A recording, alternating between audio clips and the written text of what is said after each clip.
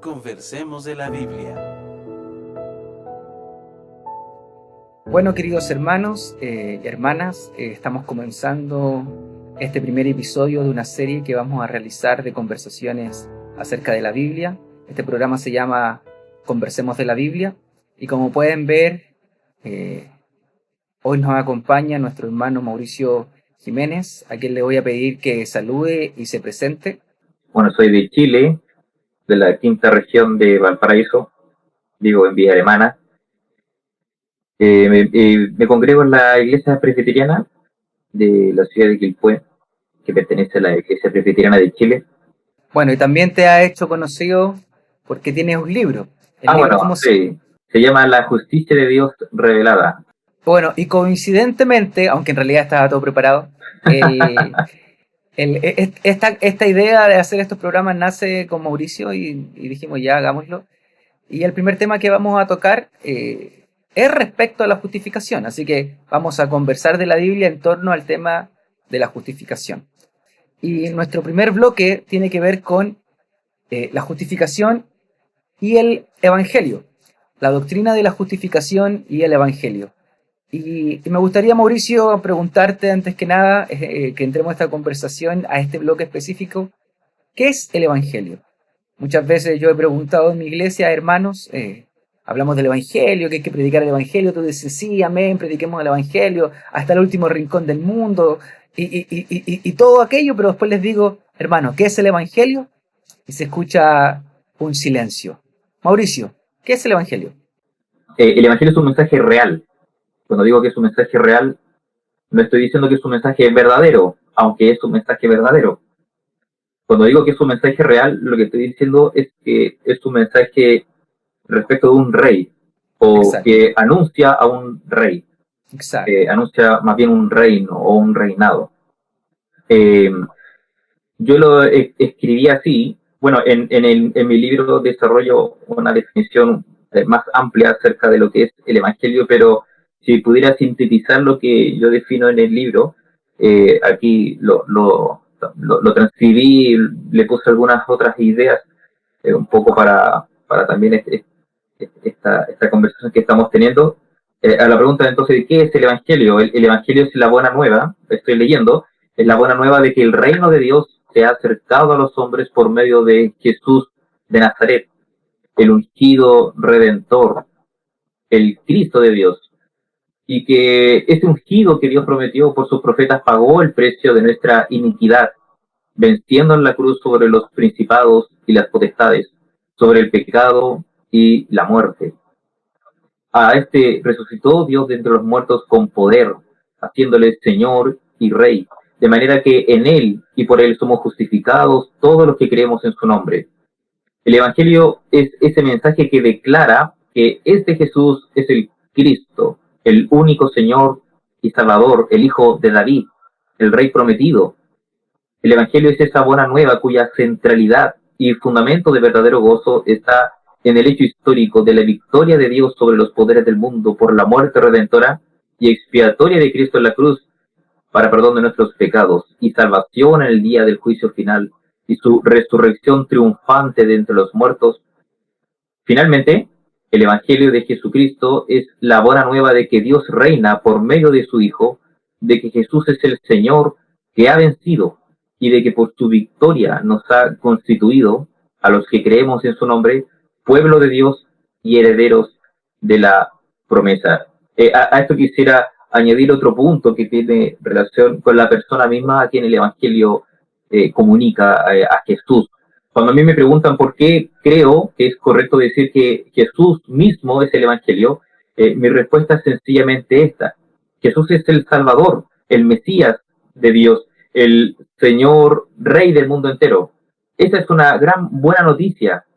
Toda ella está centrada en una única persona, una simiente a quien Dios había anunciado desde los albores de la humanidad y prometido luego a los que fueron los patriarcas de su antiguo pacto. El Evangelio es Cristo mismo, porque en Él es que la buena nueva es buena, no como Él siendo un mero protagonista principal de su mensaje, sino como la personificación misma del mensaje de buena nueva. Oír acerca de Jesús, su persona y su obra es oír una buena nueva en sí misma, es oír el Evangelio en sí mismo. Jesús es el Evangelio porque el Evangelio anuncia la buena nueva de que Jesús es el Salvador, que vino para vencer el pecado, a la muerte y a Satanás, el Mesías de Dios que ha sido enviado para poseer lo que es tuyo, y el Señor Rey del mundo entero, a quien el Padre ha ungido y ha dado toda autoridad sobre el cielo y la tierra. Entonces, en resumidas cuentas, como hablabas tú en tu definición, el Evangelio es una buena noticia real, es decir, que trata acerca de una persona que es un rey, que ha traído un reino. Y me llama mucho la atención, ¿y por qué lo quisimos unir de esta manera? Porque muchas veces se piensa que el Evangelio es sinónimo de la justificación, pero nos damos cuenta de que el Evangelio es mucho más que la justificación.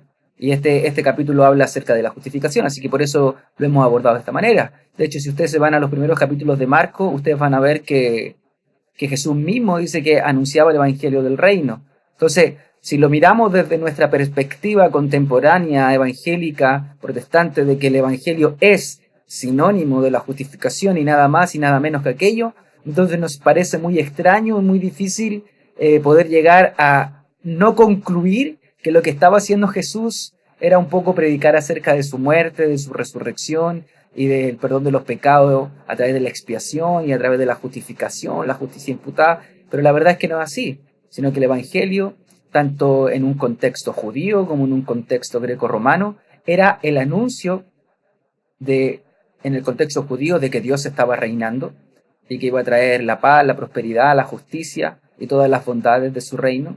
Y en el mundo greco-romano era la idea de que un nuevo emperador había ascendido y traería la prosperidad, traería la justicia, traería la victoria, traería la paz a su imperio. Entonces, desde ahí el concepto de evangelio, de buenas noticias, puede empezar a tomar ya su forma. Respecto a esto, es una buena noticia de Dios en Cristo Jesús, en lo que Dios estaba haciendo con Cristo Jesús, lo que Dios estaba haciendo en Él, por medio de Él, y de ahí que, así comparto con Mauricio completamente aquello de que podemos decir que el Evangelio es Jesucristo. De hecho, Romanos 1, no sé si lo tiene ahí, Pablo habla acerca del Evangelio y dice que el Evangelio es acerca de Jesús, quien era hijo de David, quien nació, etcétera, etcétera. Y luego ya en el versículo 15, 16, 17 y en adelante lo comienza a enlazar con la justificación. Y ahí ya podemos ver cómo el Evangelio, si bien no es la justificación también es parte de esta buena noticia, de este Evangelio, de este buen anuncio de parte de Dios para la humanidad. Y de hecho, ese texto de Romano 1, el que está en tu libro, en la parte de atrás, lo sé porque yo hice la portada, así que sé que ese es el texto. Y me gustaría que, ya que estamos hablando del Evangelio y la doctrina de la justificación, pudieses conversar acerca de qué acontece entonces entre la justificación y el Evangelio y por qué, si bien no son sinónimos, sí están unidas estas dos ideas. Pablo no desvincula el Evangelio con la promesa del linaje de David, ¿cierto? El linaje de David. Cuando Pablo habla del linaje de David, no puede caber duda que él está pensando en el rey davídico, ¿cierto? Ese que iba a sentarse en el trono de David para siempre y que iba a restablecer el trono de David, iba a levantar la nación de sus ruinas e iba Dios a traer su justicia por medio de este rey Mesías, de este ungido que es Jesús. Pero Pablo vuelve a tomar este concepto del evangelio y vemos que de alguna forma él lo va a vincular con la justicia de Dios. Bueno, dice el versículo 15, así que en cuanto a mí, estoy dispuesto a proclamar las buenas nuevas también a vosotros en Roma. Bueno, recordemos que Pablo, cuando escribe esta epístola, él no había visitado aún Roma, él no conocía personalmente a los hermanos de Roma. Dice entonces el versículo 15, así que en cuanto a mí, estoy dispuesto a proclamar las buenas nuevas también a vosotros en Roma. Ahí vuelvo a hablar del evangelio, ¿cierto? De proclamar el evangelio también a ustedes en Roma. Dice, porque no me avergüenzo del evangelio, ¿Por qué Pablo no se avergüenza del Evangelio? Bueno, porque es poder de Dios para salvación. ¿A quién? A todo aquel que cree. ¿Quién? El judío primeramente, solamente el judío, no, y también al griego. ¿Por qué? Porque el Evangelio es poder de salvación para todo aquel que en él cree. Hagámosle pregunta al texto, ¿por qué el Evangelio es poder de Dios para salvación a todo aquel que cree? La respuesta la da el versículo 17, porque en el Evangelio está siendo revelada una justicia de Dios, pues está siendo revelada la justicia de Dios por fe y para fe. Ese texto, el versículo 17, y que de hecho es el texto que le da el título a mi libro se llama La justicia de Dios revelada, no porque yo traiga una nueva revelación, sino porque es por el texto de que en el Evangelio se revela la justicia de Dios. Así Entonces, por eso se llama el libro La justicia de Dios revelada. No te podemos considerar ni un profeta ni alguien que trae... No, ahí eso no. Eres un ser humano normal. Exacto. La justicia de Dios revelada hacia una teología de la justificación. Bueno, digamos que lo que me propongo en el libro es conectar precisamente la idea de la justicia de Dios con la doctrina de la justificación. Pero eso es un desarrollo bastante amplio. De hecho, tú que leíste el libro, los primeros 2 capítulos son un desarrollo para entender qué quiso decir Pablo con la expresión justicia de Dios. Y la verdad que cuando Martín Lutero aborda este texto y aborda esta expresión, este sintagma, justicia de Dios, él inicialmente, siguiendo a los teólogos medievales, él entendía la justicia de Dios como una justicia retributiva.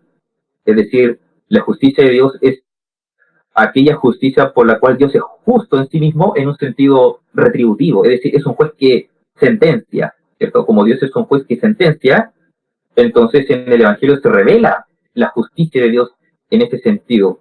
Entonces Lutero luchaba con este concepto porque él entendía... Que si Dios era justo solamente le podía caer la condenación sobre su cabeza. Exacto, o sea, ¿cómo él puede entonces ser perdonado por Dios, ¿cierto? Si Dios es un Dios tan justo, él le tenía terror a la idea de que Dios fuera justo.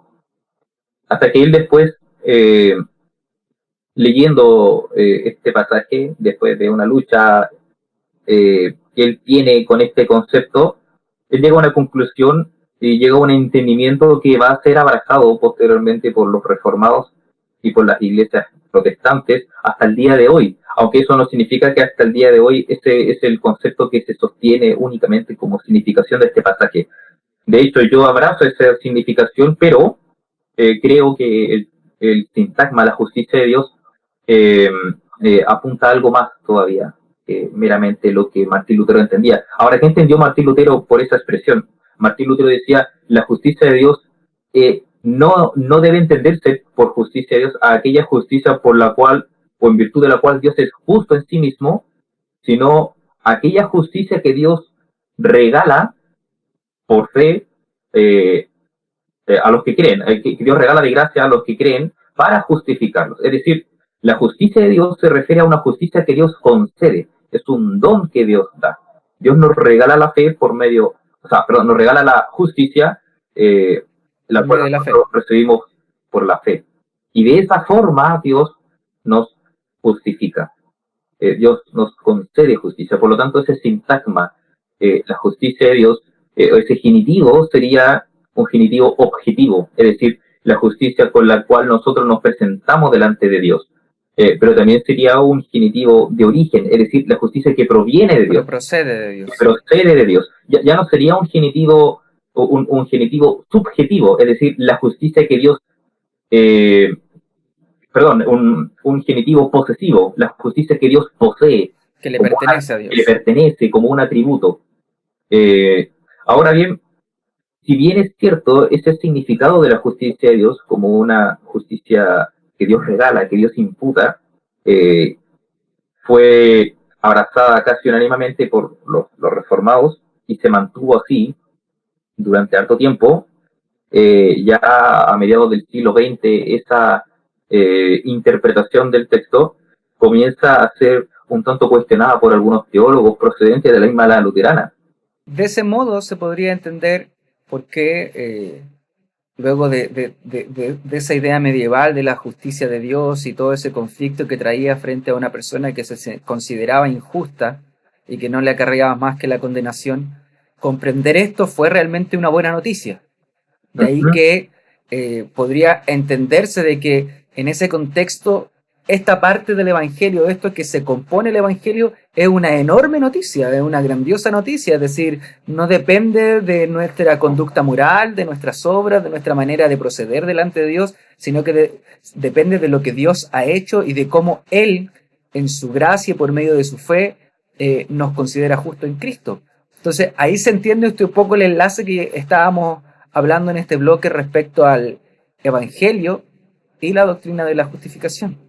Si bien esta interpretación de Lutero ganó mucha fuerza y hasta el día de hoy hay muchos teólogos que adscriben a esa interpretación, Caseman, por ejemplo, fue uno de los primeros que puso en duda esa interpretación de la justicia de Dios como un genitivo de origen o como un genitivo objetivo. Y él planteó la idea de la justicia de Dios como un genitivo subjetivo, es decir, la justicia que Dios tiene. Es diferente al genitivo posesivo, la justicia que Dios le pertenece. Es más bien la justicia que Dios tiene o que Dios revela. Y es muy interesante lo que este punto de vista plantea, porque en Romanos 3:21, tengo aquí el texto, en Romanos 3:21, Pablo vuelve a este concepto de la justicia y él dice, pero ahora, aparte de la ley, se ha manifestado la justicia de Dios, testificada por la ley y los profetas. La justicia de Dios mediante la fe de Jesucristo. El versículo 21 es interesante. La justicia de Dios testificada por la ley y por los profetas. Es decir, Pablo no está, él no se está inventando un concepto. La justicia de Dios no es un concepto que a Pablo se le ocurre y que inventa para hablar acerca de alguna cosa distinta. Exacto. De la que la Tanaj había hecho referencia. Él habla de la justicia de Dios, de la cual dan testimonio la ley y los profetas. Un concepto que venía desde antes. Exacto. Por lo tanto, la pregunta que nosotros tenemos que hacernos es, ¿qué dice el Antiguo Testamento? ¿Cierto? Cuando Pablo habla de testificada por la ley y los profetas, él está usando una especie de metonimia para referirse al Antiguo Testamento o a la Tanaj, como ellos la conocían. Entonces, para nosotros la pregunta es, ¿cómo el Antiguo Testamento usa esta expresión? ¿O qué significado tiene esta expresión en el Antiguo Testamento? Esta expresión griega, dikaiosune theou, en el Antiguo Testamento, en la versión griega, la Septuaginta, no aparece nunca. Dikaiosune theou no aparece en la Septuaginta, pero sí aparecen expresiones en donde el antecedente es Dios, y se habla por lo tanto de la justicia de Dios, aunque no en esa construcción, la justicia de Dios. Entonces, no literalmente. No, pero claramente está hablando de la justicia de Dios. ¿Ya? Sí. Quizás no aparece la frase, pero sí se entiende claramente que está hablando de la justicia de Dios. En el primer capítulo de mi libro... Hay cómo entonces sería interesante cómo Caseman define esta justicia de Dios. ¿Cómo la entendería a niveles prácticos para que vayamos viendo ya desde lo que entendía Lutero, ahora y luego un poco desarrollar, como vamos a ver en nuestro segundo bloque, cómo debiese ahora entenderlo los protestantes, los evangélicos, la justificación? Sí. Bueno, Caseman fue uno de los que digamos, planteó una tesis que después fue desarrollando, así fueron también tomando otros teólogos.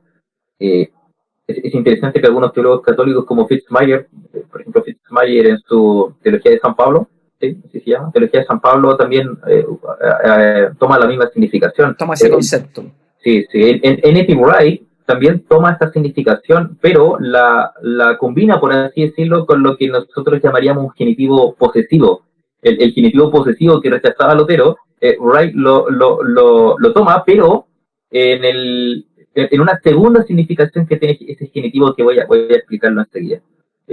El genitivo subjetivo básicamente lo que planteaba entonces es que la justicia de Dios es la justicia salvífica de Dios. ¿Ya? Es la justicia salvífica. La idea del genitivo posesivo como una justicia que le pertenece a Dios, de ahí se desprenden dos posibilidades. Una que sea la justicia retributiva de Dios o la justicia como un carácter moral de Dios. O Dios es justo. hablar, Dios es justo o Dios es fiel.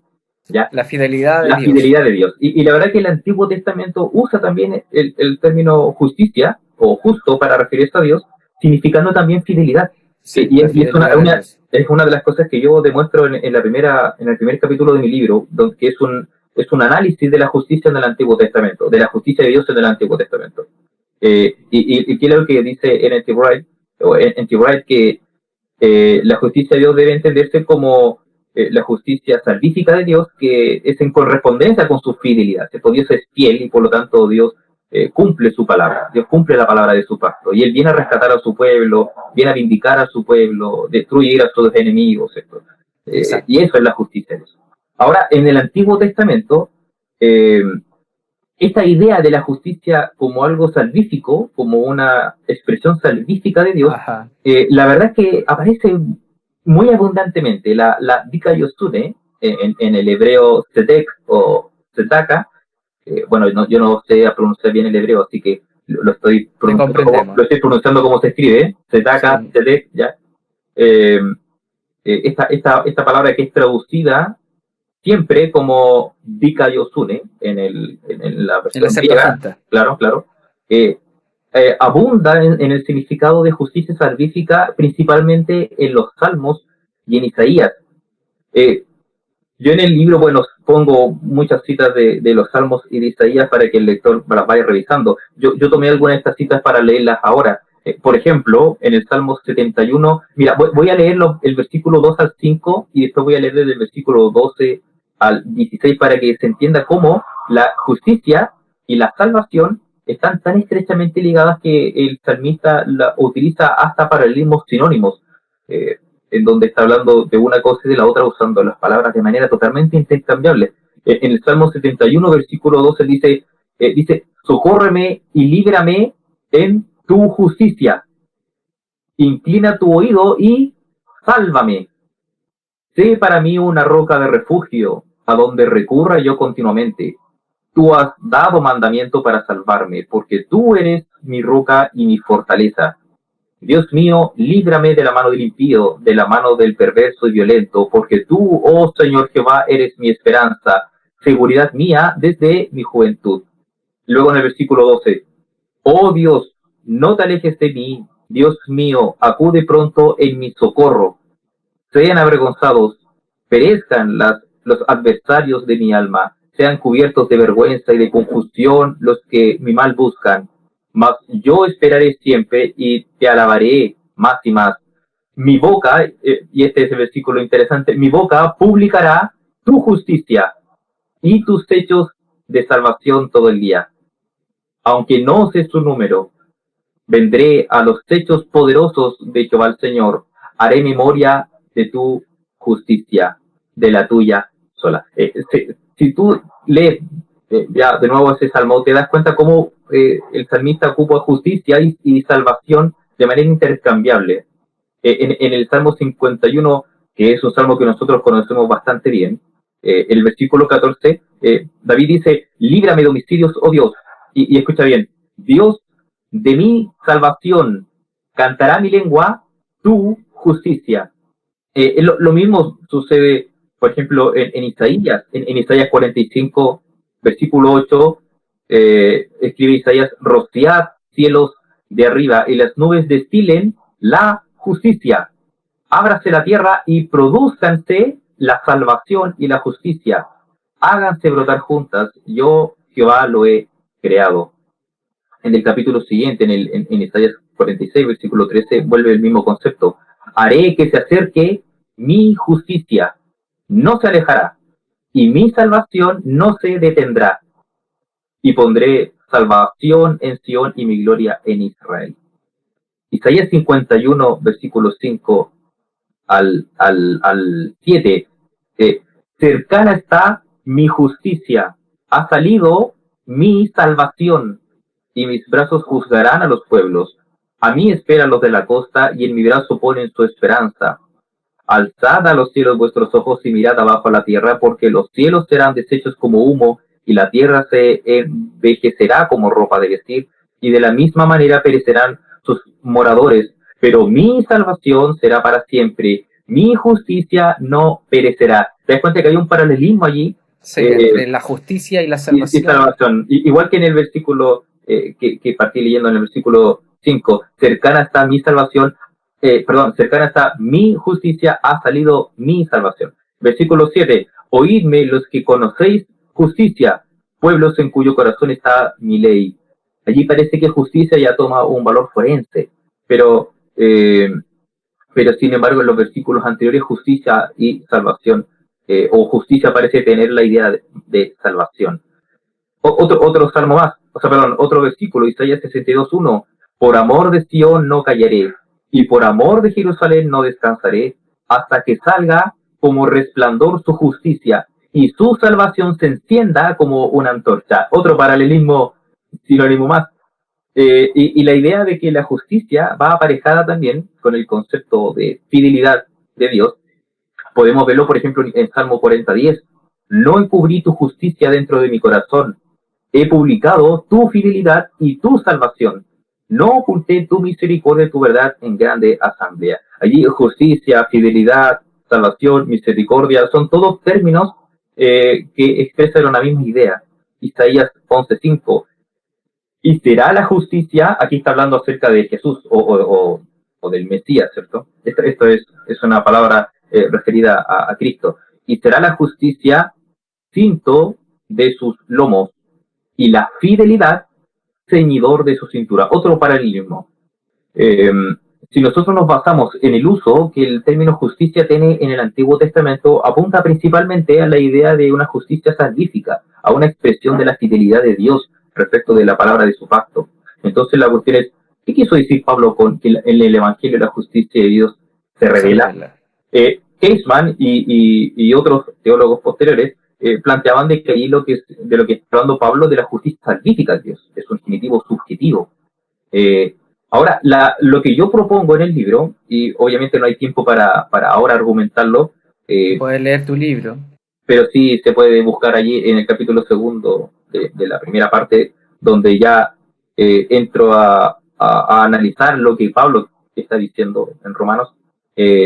Mi punto es que por la justicia de Dios, Pablo quiere decir tanto la justicia que Dios nos concede y por la cual nosotros nos podemos presentar justo delante de él, pero también a la justicia salvífica de Dios. Yo creo que no hay... Se contradicen. No hay necesidad de escoger entre una significación y otra. No son mutuamente excluyentes, sino que se complementan.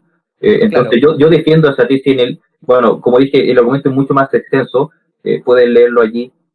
Pero ese argumento, creo yo, prueba que la justicia de Dios es tanto la justicia que Dios nos concede, nos regala, el don con el que yo me presento ante Él, y también la justicia salvífica de Dios en correspondencia con su fidelidad. Bueno, Mauricio, entonces cuando entendemos el concepto de la justificación a la luz de lo que el Antiguo Testamento está hablando, así como tú lo mostraste, al igual que el Evangelio de la promesa hecha a los patriarcas y todo el desarrollo que hay en el Antiguo Testamento, vemos también que la justificación tiene un desarrollo que podemos verlo aquí en los salmos que tú mostraste, en los profetas, y que debemos entender a Pablo entonces en su contexto judío, en su contexto de un hombre que amaba el Antiguo Testamento, amaba la ley, y para poder entender esta relación entre el Evangelio y la justificación. Me gustaría que para ir cerrando ya para ir cerrando este bloque, pudiese hablar un poco acerca de la relación que hay entre el Evangelio y la doctrina de la justificación. Es importante recordar que Pablo es un judío. Él es un judío que está inmerso en las escrituras veterotestamentarias. Los conceptos esenciales de Pablo proceden precisamente del Antiguo Testamento. Por lo tanto, tenemos que entender a Pablo como un judío que interpreta el acontecimiento de Cristo desde su concepción veterotestamentaria, ¿cierto? Claro, desde su comprensión judía misma. Desde su formación como un judío. Ahora, bueno, a la pregunta de la relación entre justificación y evangelio, eso es una de las cosas que yo también comento en el libro, por eso no me voy a extender tanto ahora. Si bien es cierto, la doctrina de la justificación es una doctrina central al evangelio, y no solamente central, es esencial al evangelio, eso nosotros tenemos que entenderlo de manera equilibrada. Porque muy a menudo se escucha decir que la justificación es el evangelio. Claro, como iniciamos. Ya vimos nosotros al inicio de esta conversación que el evangelio dice mucho más que solo la doctrina de la justificación. De hecho, la doctrina de la justificación no es precisamente el tema que sobreabunda en las escrituras, ni siquiera en Pablo sobreabunda tanto la doctrina de la justificación. Y nosotros vemos en el mismo libro de Hechos, la predicación, el evangelio que predicaron los apóstoles, solamente en una ocasión Pablo, por ejemplo, menciona la justificación en el contexto de la predicación evangelística. Ahora, eso no significa entonces que la justificación sea una doctrina secundaria en lo que respecta al evangelio. Yo creo, como evangélico, como protestante y como reformado, que la justificación es una doctrina esencial del evangelio, pero no es el evangelio. No es el evangelio.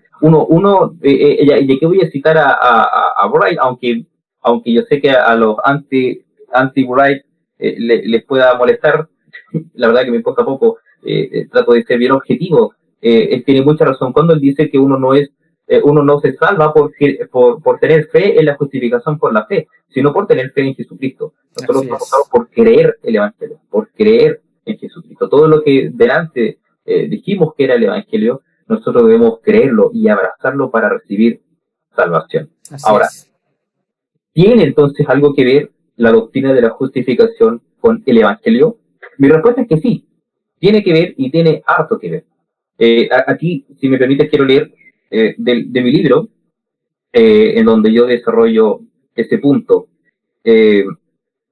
Voy a leerlo. Esto está en la página 93.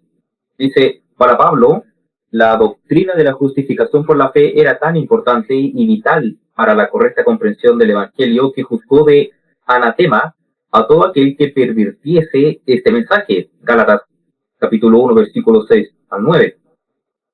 Es interesante que toda esta suerte de arremetida de Pablo es hacia los que predican un evangelio diferente del que había sido anunciado por él y los demás. Véase la expresión en plural, hemos anunciado, versículo 8.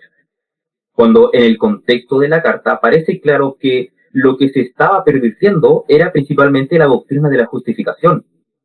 Véase en Gálatas capítulo 2, versículos 14 al 21, capítulo 3, versículos 5 al 12, 19 y 24, capítulo 5, versículos 4 al 6.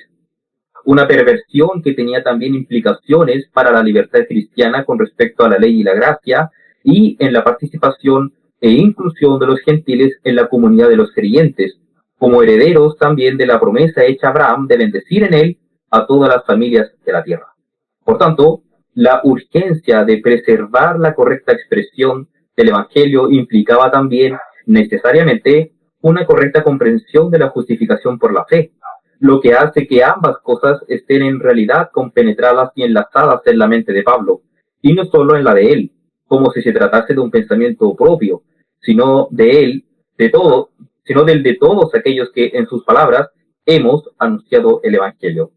Este detalle, al menos para mí, representa un argumento sólido para la afirmación: la doctrina de la justificación por la fe es esencial al Evangelio.